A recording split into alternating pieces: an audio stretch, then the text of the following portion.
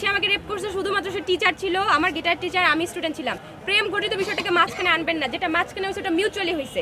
এরপর কিন্তু বিচ্ছেদের পর আবার এই ঘটনাটা হয়েছে। মানে আমার কথা হলো না, ও যেটা বলতে চায় এটা আসলে বুঝাইতে পারে না, কারণ কি কতদিন আগে ঘটেছে? আর ভাই আমি তো বলি, এটা হলো যেটা শুনলাম 2025 সালের ঘটনা, এবং এই কত বছর, অনেক বছরের প্রেম কখনো ছিল না। আমি তো কেবল ঢাকায় আসছি 1 বছর ভাই, এবং অনেক বছর প্রেম কিভাবে থাকবে তার এবং সাথে? এই জান্নাতুল তাজরির অরার যে ভুলটা হয়েছে, যদি আপনাদের একটু ভুলটা বলি, ভুলটাই এই জন্য বলবো, যদি মেয়েটি আসলে প্রতারক হতো তাহলে কেউ কি কোনোভাবে সত্য প্রকাশ করে?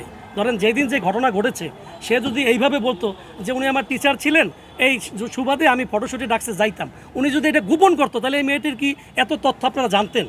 কিন্তু মেয়েটি তো সৎ বলে সে তার সমস্ত ঘটনা বলে দিল। এটা তো এই মেয়েটি যদি চালাক চতুর কিংবা প্রতারকই হতো, এত ঘটনা কিন্তু কোনো মেয়ে কোনো দিন বলতো না। তাহলে তাকে তার যে ঘটনাটা ঘটেছে ওটুকুই কিন্তু বলতো। তো এই জন্য আমি যেটা আমাকে বলবো যে মেয়েটি আসলে কোনো না কোনোভাবে কিন্তু সহজ সরল আছে। আপনারা আবার ভাববেন না যে আমি তার পক্ষ নিচ্ছি, এটা আপনারা একটু বিবেচনা করে দেখেন। একটি মেয়ে তার জীবনের যত ঘটনা সে বলেছে, তার তো একটা ফিউচার ছিল, তারও তো ভবিষ্যতে বিয়ে হবে বা হবে। এটা এখন সে কোন মানে কিসের মধ্যে জড়াই গেল সে কি নিজেও জানতেছে না।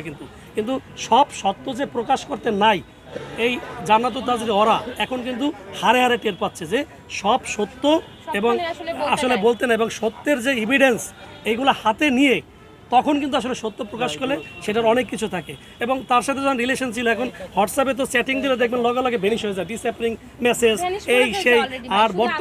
আর বর্তমানের যারা একটু চালাক চতুর তারা দেখবেন যে কোনো এভিডেন্স কিন্তু কোনো জায়গায় কেউ রাখেই না, কিন্তু এক ধরনের যারা রিলেশনটা করে। তো যাই হোক, এখন আপনাদের কাছে রিকোয়েস্ট, হয়তো আপনারা অন্তুর মুখোমুখি হবেন এবং অন্তুর পরিবারের মুখোমুখি হবেন। আমি ব্যক্তিগত জায়গা থেকে চাই যা ঘটছে না ঘটছে এটার একটি সুষ্ঠু সমাধান হয়ে যাক, আমরা মিডিয়াতে আবার মিলেমিশে একটা সুন্দর পরিবেশ চাই। এটা হলো আমার রিকোয়েস্ট।